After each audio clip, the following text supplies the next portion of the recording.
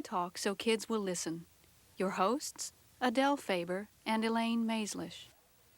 Hello and welcome to the first session of How to Talk So Kids Will Listen. I'm Adele Faber. And I'm Elaine Maislish. And we'll be your guides through these next 6 programs. Our aim is to explore ways to communicate that help parents and children feel good about themselves and good about each other. There was a time when I knew very little about this subject.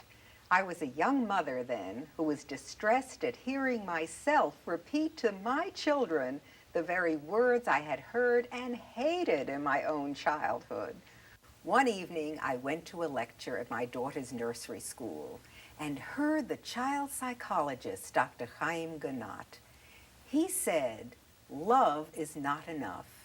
Parents are on the firing line 7 days a week, and what they need is not more love. They need skills." I was fascinated by that thought, and when I learned that Dr. Gnott was starting a course for parents, I signed up immediately. I asked Elaine to join me, but she was not interested. No, because I thought love was enough. Love and common sense and natural instinct. But Adele can be very persuasive. And finally, she wore me down and convinced me to join her group. I discovered that there was a lot I needed to learn. The 8-week course turned into 10 years. During that time, we started to write our first book because we wanted the whole world to know what we had learned. We felt these skills were so freeing to parents and freeing to children. We titled the book, Liberated Parents, Liberated Children. We wanted parents to know that there were better ways to deal with anger, that there were alternatives to punishment, and specific skills that actually invite children to want to cooperate. And there were also new ways to praise and new ways to encourage children to take responsibility and free them from playing roles that defeat them. Here were the methods that help children grow into caring and confident adults. After our first book was published, we began to lead parent groups ourselves. Over these next 6 sessions, we'd like to share with you some highlights of a typical group and process. Come, meet our parents and join our group.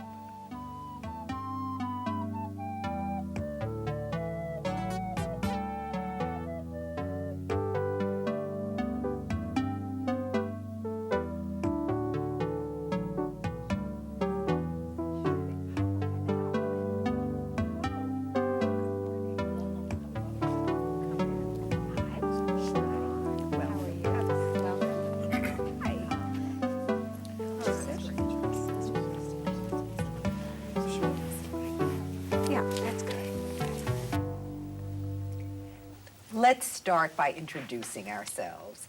What I'd like to know is your names, the ages of your children, and anything you want to tell us about yourself. Well, I guess I'll begin. I'm Al Asher. This is my wife, Barbara.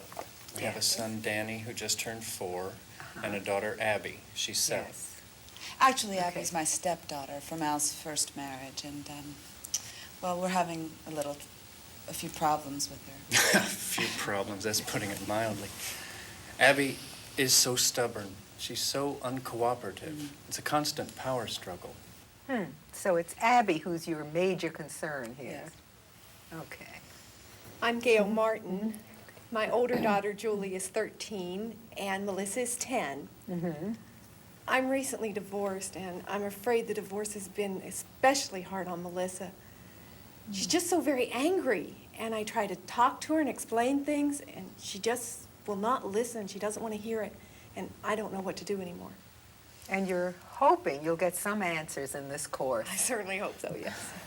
All right. My name is Doris Cobb, and this is my husband, Charles. Our boys are 8 and 10, and our daughter's 14. It's the 8-year-old that I'm most concerned with. He's extremely sensitive, and his feelings get hurt very easily. I try to be understanding, but it really just doesn't seem to work.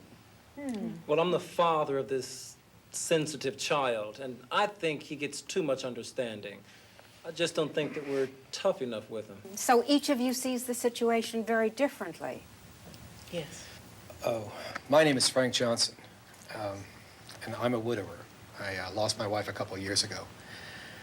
I've got two sons, Brian, he's age 12, and Todd, he's going on 16. And I really can't tell you too much about my boys. I mean, that's the problem. All the time they were growing up, I was working, sometimes 12, 16, 18 hours a day. And then when their mother died, well, anyway, what I want to know is what do you have to do to get a teenager to talk to you? Hi, I'm Esther Gordon, and my little girl Erica's 3 years old. She's a handful right now, and one of my worst problems is trying to get to work in the mornings. I can't be late, and as soon as I head for the door, she starts crying and screaming and hanging onto my legs, and it's a terrible way to start the day. Is she in daycare? She's in Head Start half a day, and then while I'm working, she's with my mom who lives with us. Well, you've all brought up many issues, and all of them are important, but we need to start at the beginning. And the beginning is the first principle. Children need to have their feelings acknowledged. Now, that doesn't sound so hard, does it? But if you listen to the typical talk between parents and children, you'll notice that it's common practice for parents to deny their children's feelings. Oh, just a minute.